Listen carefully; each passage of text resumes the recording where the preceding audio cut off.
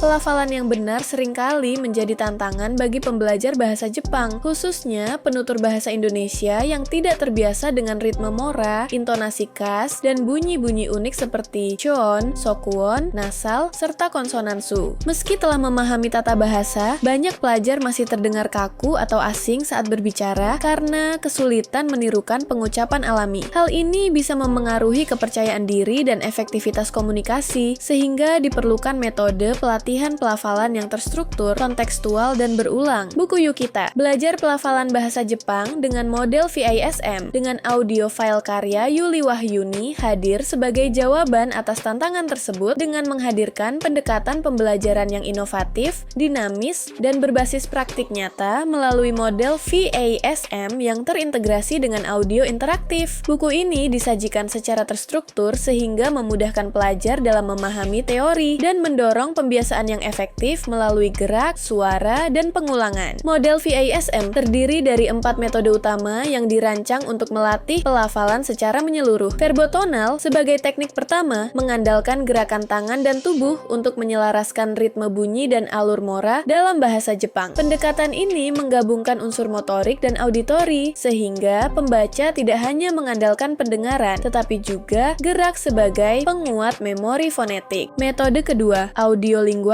berfokus pada repetisi, substitusi kata, dan latihan tanya jawab untuk membentuk refleks verbal yang cepat dan akurat. Sementara itu, metode shadowing mendorong pelajar menirukan langsung suara dari audio asli dengan memperhatikan tempo dan intonasi, sehingga kemampuan imitatif mereka terasa secara alami. Terakhir, minimal pair mengajak pelajar mengenali dan membedakan bunyi-bunyi yang mirip namun berbeda makna, seperti pasangan kata dalam bahasa Jepang yang hanya dibedakan oleh satu fonem halus. Buku Yukita, belajar pelafalan bahasa Jepang dengan model VISM dengan audio file ini cocok untuk pemula yang ingin mempelajari bahasa. Anda akan belajar bagaimana pemanasan suara, kemudian dan disertai dengan latihan bersama, dan ditutup dengan tantangan praktik mandiri. Format ini membangun rasa percaya diri dan kesiapan bertahap bagi pelajar.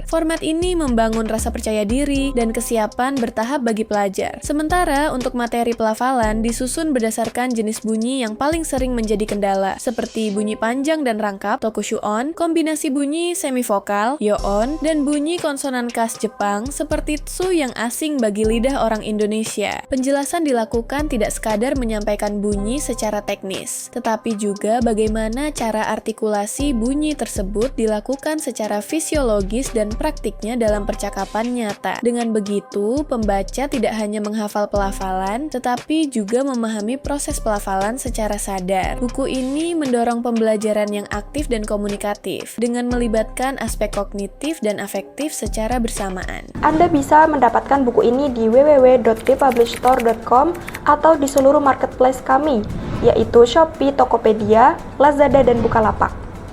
Selalu support channel kami dengan cara like dan subscribe. Jika video ini bermanfaat, jangan lupa share ke orang-orang sekitar Anda.